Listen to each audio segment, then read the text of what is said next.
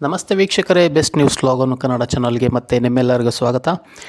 ಪಂಚಮಸಾಲಿ ಪ್ರತಿಭಟನೆ ಶಮನಗೊಳಿಸಲು ಸರ್ಕಾರ ಗಾಯದ ಮೇಲೆ ಉಪ್ಪು ಸವರಿದ CM ಅವರ ಹೇಳಿಕೆ ಅಂತಲೇ ಹೇಳಲಾಗ್ತಾ ಇದೆ. ಮತ್ತು ಗೃಹ ಸಚಿವ ಡಾಕ್ಟರ್ ಜಿ ಪರಮೇಶ್ವರ್ ಅವರ ಹೇಳಿಕೆ ಒಂದು ಕಿಚ್ಚನ್ನು ಒತ್ತಿಸಿದೆ ಅಂತಲೇ ಹೇಳಲಾಗ್ತಾ ಇದೆ. ಪರಮೇಶ್ವರ್ ಅವರ ಹೇಳಿಕೆಯನ್ನು ಸಹ ಒಂದು ಸಮರ್ಥನೆಯನ್ನು ಮಾಡಿಕೊಳ್ಳೋದ್ರ ಮೂಲಕ ಕಾಂಗ್ರೆಸ್ ಮತ್ತು ಒಂದು ಪರಮೇಶ್ವರ್ ಅವರ ಪರವಾಗಿ ನಿಂತಿದೆ ಅಂತಲೇ ಹೇಳಲಾಗ್ತಾ ಇದೆ. ತುಮಕೂರಿನ ಸಿದ್ಧಗಂಗಾ ಮಠದ ಭಕ್ತ ಡಾಕ್ಟರ್ ಜಿ ಪರಮೇಶ್ವರ್ ಅವರು ಲಿಂಗಾಯತ ಪರ ಇದ್ದಾರೆ ಎಂತೆಂದು ತಾವು ಭಾವಿಸಿದ್ದೇವೆ.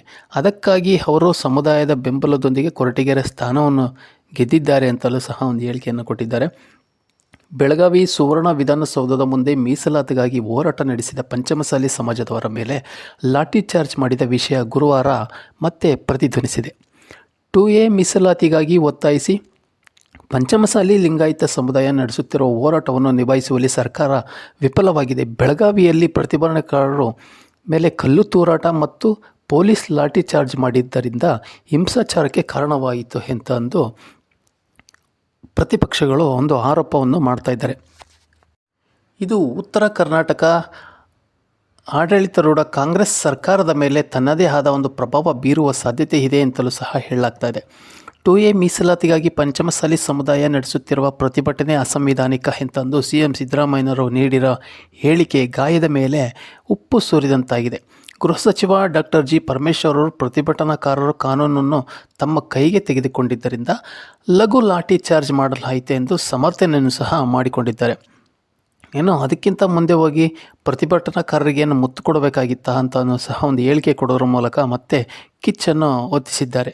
ಆದರೆ ಪ್ರತಿಭಟನೆಯ ನೇತೃತ್ವ ವಹಿಸಿದ್ದ ಪಂಚಮಸಾಲಿ ಲಿಂಗಾಯತ ಧಾರ್ಮಿಕ ಮುಖ್ಯಸ್ಥ ಶ್ರೀ ಜಯ ಮೃತ್ಯುಂಜಯ ಸ್ವಾಮೀಜಿ ಅವರು ಕಾನೂನು ಉಲ್ಲಂಘಿಸಿಲ್ಲ ಎಂತಂದು ಪರಮೇಶ್ವರ್ ಅವರಿಗೆ ತಿರುಗೇಟು ನೀಡಿದರು. ತುಮಕೂರಿನ ಸಿದ್ಧಗಂಗಾ ಮಠದ ಭಕ್ತ ಪರಮೇಶ್ವರ್ ಅವರು ಲಿಂಗಾಯತ ಪರ ಇದ್ದಾರೆ ಎಂತೆಂದು ಭಾವಿಸಿದ್ದೇವೆ. ಅದಕ್ಕಾಗಿ ಅವರು ಸಮುದಾಯದ ಬೆಂಬಲದೊಂದಿಗೆ ಕೊರಟಗೆರೆ ಸ್ಥಾನವನ್ನು ಗೆದ್ದಿದ್ದಾರೆ. ಆದರೆ ಲಿಂಗಾಯತರು ಈಗ ಪಶ್ಚಾತ್ತಾಪ ಪಡುತ್ತಿದ್ದು ಅವರಿಗೆ ಪಾಠ ಕಲಿಸುತ್ತಾರೆ ಎಂತಂದು ಈ ಮೂಲಕ ಒಂದು ಹೇಳಿಕೆಯನ್ನು ಕೊಟ್ಟಿದ್ದಾರೆ. ಕುರುಬ ಸಮುದಾಯದ ಐಕಾನ್ ಆಗಿರುವ CM ಸಿದ್ದರಾಮಯ್ಯ ಅವರು ಹಿಂದುಳಿದ ವರ್ಗಗಳ ತೊಂದರೆಯಾಗುವ ಹಿನ್ನೆಲೆಯಲ್ಲಿ ಪಂಚಮಸಾಲಿ ಲಿಂಗಾಯತರನ್ನು 2Aಗೆ ಸೇರಿಸುವ ಸಾಧ್ಯತೆ ಕಡಿಮೆ. ವಾಸ್ತವವಾಗಿ ಕುರುಬರನ್ನು ST ವರ್ಗಕ್ಕೆ ಸೇರಿಸುವಂತೆ ಕೇಂದ್ರಕ್ಕೆ ಪ್ರಸ್ತಾವನೆ ಕಳುಹಿಸಿದ್ದರು. ಸಾಂವಿಧಾನಿಕ ಹಸ್ತಕ್ಷೇಪವಿಲ್ಲದೆ ಕೋಟಾವನ್ನು ಮರು ಹಂಚಿಕೆ ಮಾಡುವ ಸಾಧ್ಯವಿಲ್ಲ ಎಂತಂದು CMಗೆ ತಿಳಿದಿದೆ ಎಂತಂದು ರಾಜಕೀಯ ವಿಶ್ಲೇಷಕರು ಸಹ ಒಂದು ಹೇಳಿದ್ದಾರೆ. ಬುಧವಾರ ಹಿಂದುಳಿದ ವರ್ಗಗಳ ಒಕ್ಕೂಟದ ಮುಖಂಡರು ಸಿದ್ದರಾಮಯ್ಯ ಅವರಿಗೆ ಬೆನ್ನಿಗೆ ಮುಗಿಬಿದ್ದಿದ್ದಾರೆ. ಪಂಚಮಸಾಲಿ ಲಿಂಗಾಯತರಿಗೆ 2A ಟ್ಯಾಗ್ ನೀಡಬಾರದು, ಇದರಿಂದ 2A ಕೋಟಾದಲ್ಲಿರುವ ಕುರುಬ ಸೇರಿದಂತೆ ಹಿಂದುಳಿದ ವರ್ಗಗಳ ಭವಿಷ್ಯಕ್ಕೆ ಧಕ್ಕೆಯಾಗಲಿದೆ ಎಂದು ಒತ್ತಾಯಿಸಿದ್ದಾರೆ. ಈ ಹಿಂದೆ ಇದ್ದ ಮುಖ್ಯಮಂತ್ರಿ ಬಸವರಾಜ ಬೊಮ್ಮಾಯಿ ಸರ್ಕಾರವು 2A ಪ್ರವರ್ಗದಡಿ ಮುಸ್ಲಿಮರಿಗಿದ್ದ 4% ಮೀಸಲಾತಿಯನ್ನು ರದ್ದು ಮಾಡಿ 2C 2D ಪ್ರವರ್ಗ ಸೃಷ್ಟಿ ಮಾಡುವ ನಿರ್ಧಾರ ಮಾಡಿ 2C ಮತ್ತು 2D ಅನ್ನು ರಚಿಸುವ ಮೂಲಕ ಒಕ್ಕಲಿಗರಿಗೆ 3A ಮತ್ತು ಲಿಂಗಾಯತರಿಗೆ 3B ನಡುವೆ ತಲಾ 2% ಹಂಚಿಕೆಯನ್ನು ಹಂಚಿಕೊಂಡಿತ್ತು. ಆದರೆ ಮುಸ್ಲಿಮರು ಸುಪ್ರೀಂ ಕೋರ್ಟ್ ಮೆಟ್ಟಿಲೇರಿದ್ದು ಯಥಾಸ್ಥಿತಿ ಕಾಯ್ದುಕೊಳ್ಳುವಂತೆ ಸರ್ಕಾರಕ್ಕೆ ಆದೇಶವನ್ನು ನೀಡಿತ್ತು.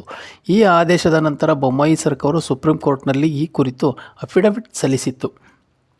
ಈ ಕುರಿತು ಸಿದ್ದರಾಮಯ್ಯನವರು ವಿವರಣೆ ನೀಡಲು ಬಯಸಿದ್ದು, ಪ್ರತಿಭಟನೆಯ ನಿರತ ಸಮುದಾಯವನ್ನು ಸಮಾಧಾನಪಡಿಸಲು ಸ್ವಾಮೀಜಿ ಸೇರಿದಂತೆ ಮಧ್ಯಸ್ಥಗಾರರನ್ನು ಸಭೆ ನಡೆಸುವಂತೆ ಮಹಿಳಾ ಮತ್ತು ಮಕ್ಕಳ ಕಲ್ಯಾಣ ಸಚಿವ ಲಕ್ಷ್ಮೀ ಹೆಬ್ಬಾಳ್ಕರ್ ಅವರಿಗೆ ಸೂಚಿಸಿದ್ದಾರೆ ಎಂದು ಮೂಲಗಳು ತಿಳಿಸಿವೆ.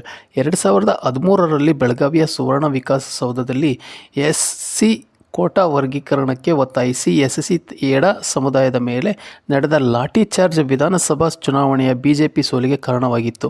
ಈಗ ಇದೇ ಪರಿಸ್ಥಿತಿ ಮುಂದಿನ ಚುನಾವಣೆಯಲ್ಲಿ ಕಾಂಗ್ರೆಸ್ಗೆ ಹಿನ್ನಡೆಯಾಗಬಹುದು ಎಂತಂದು ವಿಶ್ಲೇಷಕರು ಹೇಳುತ್ತಾರೆ.